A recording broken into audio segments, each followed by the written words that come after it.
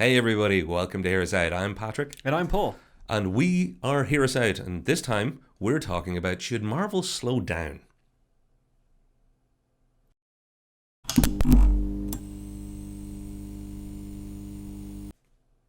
We do videos every Tuesday and Thursday at 8 p.m, so go check them out and check out the rest of our library. And like, subscribe, share, follow, and which just check our social media network as well. Do everything, please. And the reason we want you to do everything is because we want Marvel to stop trying to do everything.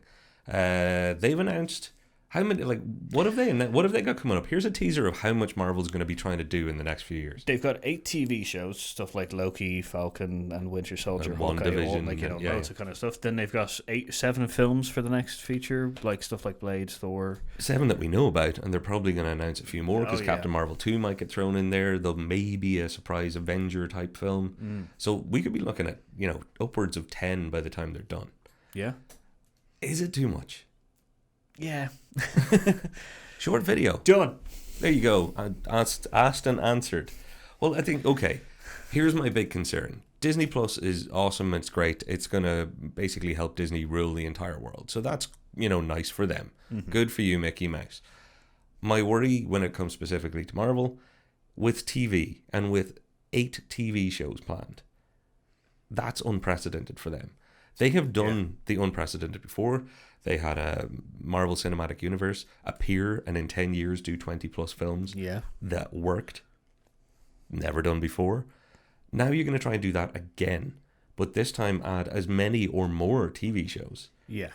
That's maybe just pushing it too far. It really feels like it is, because simply put, having, as you said, 20 films in 10 years, is an amazing feat. But having 10 films in one phase and then 8 possible TV shows to throw into the mix. Yeah. They did the 20 over 10 years with one TV show. Yeah. Yeah, and that one TV show did not get as much traction as they're going to need. Okay. People are going to say about Daredevil and stuff like that, but as likely as they likely added them into the universe, as in mentioning something is different to essentially having the event happen in the TV show as well. Well, let's put it this way. One of the TV shows is called Loki. One of the TV shows is called Hawkeye. This is not like Daredevil where they're doing a separate character. Some of them are, okay, some of them will be. She-Hulk I'm particularly looking forward to. Should be great. Don't get me wrong as well. I'm really looking forward to all this. But it is that tightrope. We were already saying, should these guys, when they hit phase 4, maybe slow down and take a break? Because people were already really getting... The word fatigue kept coming up. Not people were getting annoyed. People were starting to get burned out. Even the fans. Now the non-fans were really starting to kick stuff up going, I'm so sick of everything being a comic book movie. Yeah. Now it's going to be, I'm so sick of every TV show, movie, and everything be related to the MCU. Yeah, no, this is what we're saying. When we were doing about TV shows and movies, because it is the golden age essentially of the entertainment industry, that you're going to get saturation, you're going to get fall off of a lot of TV shows and a lot of movies and stuff, because there's just so much coming out. It seems like Disney has taken on this challenge by itself and just fully gone into the fact that they're going to absolutely saturate the market, both markets, movie and TV, with as much content as they possibly can. That it's just how much can you take until you're just ugh. I'm a comic book fan. Yeah, and I'm on board, but even I'm getting to that level where I'm just this is too much, lads. And again, even if it's my problem is, even if it's not going to be too much for us, I'm worried that it's going to be too much for everybody else, that they need to also be on board to keep making enough money to keep making this sort of stuff. Yeah, I do not want this to burn out and fade away, because I want it to last. Yeah. And that's what I've been so impressed with over the last decade, that Iron Man came out and was pitch perfect. And then they didn't go and mess it up. They had a few rocky moments along the way, Thor 2, looking at you, a whole other video. But we're now getting to the point where I'm like, cool, I love Daredevil on Netflix. I'm a big Jessica Jones fan. Yeah. Punisher was just amazing. 2 brilliant seasons. Yeah. I don't want to be in a position where this all goes away because of greed or because of oversaturation. Yeah, is it become now that the business side is taking over and not the creative side? As in, we lived through the creative side kind of thing and the hints of the wolves at the door of the business side kind of coming in, and now we get to live through essentially the business side taking over and the creative side taking a back seat. Is that what's happening? It's like the start of a new industry. Everybody was like, my God, this is becoming something. Oh my God, this is going to be something. Oh, let's all support this. It could be something. Hey, everybody, this is something. Let's make all our money out of it right now before it doesn't become something anymore.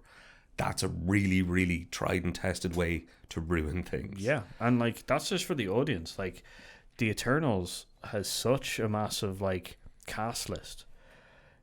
Yeah, okay. I posed this question to Paul when we were talking about the Eternals. Are there going to be enough A-list actors left in Hollywood between all these TV shows and the Eternals alone has, 8 big names in it.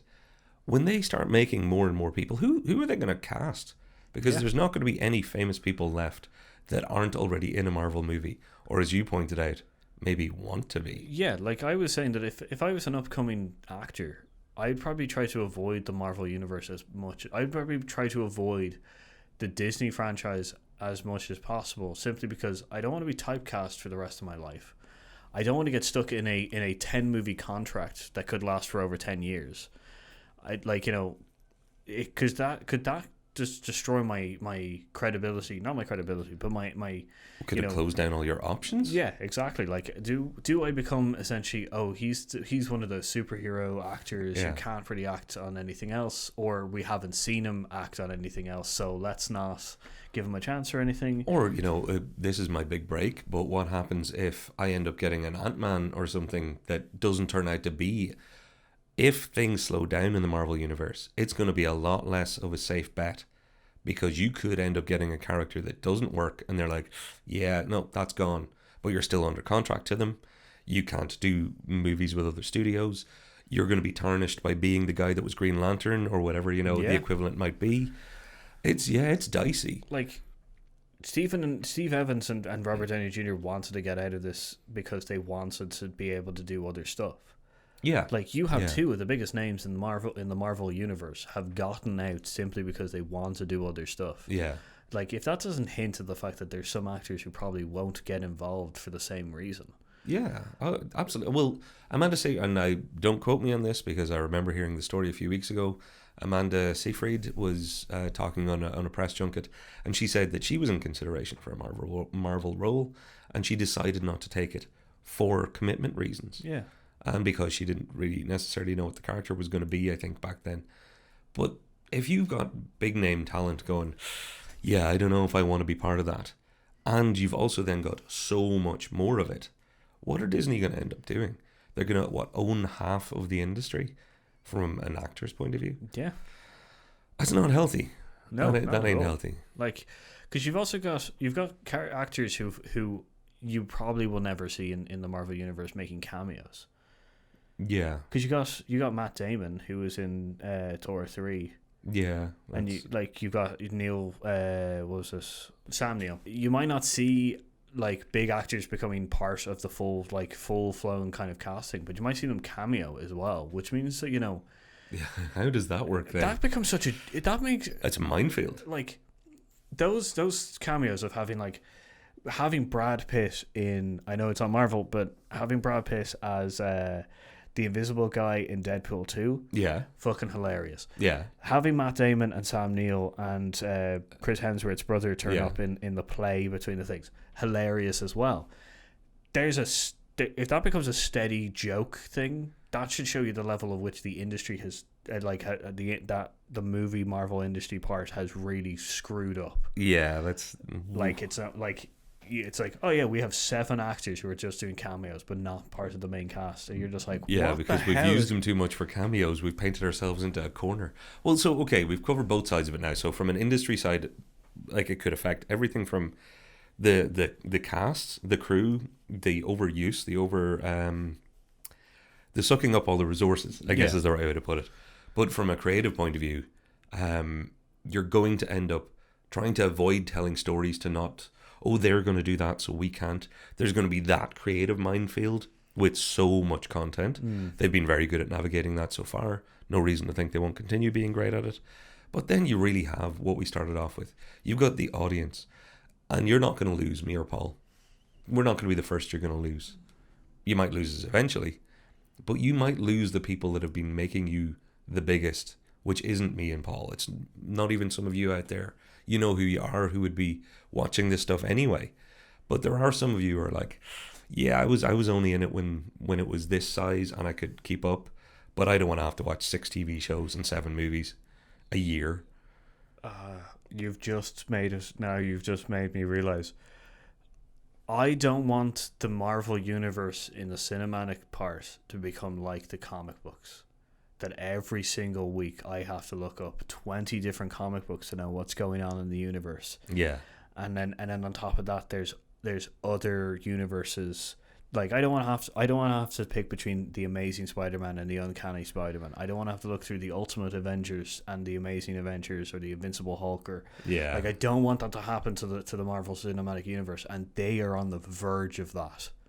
That's where this is coming at. So slow down, Marvel. Yeah. Slow down. Yeah, slow your roll, Disney. I understand Disney Plus is part of the reason that we're talking about this, but they can't. Hopefully, this is a launch push, and things will taper off to a reasonable level. Well, at least that's my take. I hope so. Yeah. So what do you think out there? Let us know in the comments down below. Don't forget to like, subscribe, share, all the goodness. Let us know which of these you're most looking forward to. And we'll catch you next time. I've been Paul. I've been Patrick, and we've been Here Said. Thanks very much.